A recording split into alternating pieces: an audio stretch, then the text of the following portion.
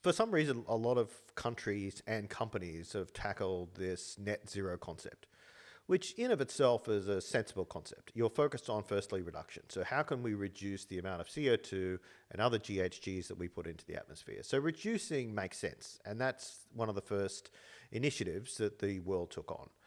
So the concept of a net zero was really to say we're not going to add any additional carbon into the atmosphere that we did at a point in time. And that's a very well-worthy approach, net zero. However, it's not the whole piece. There's a second piece that needs to be considered, which is net negative.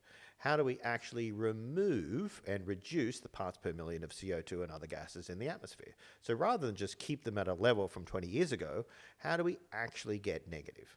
So whilst organizations are focused on net zero, which is helpful and very useful, they also need to build their strategies on net negative. And net negative really is a challenge because it talks about removing carbon from the atmosphere, either utilizing it in a different way or perhaps storing it in a different way. What that is going to do is then make our numbers significantly better. It will drive down carbon dioxide percentages in the atmosphere and hopefully reduce the impact of climate change. But until we get to that net negative phase, net zero is the poor cousin.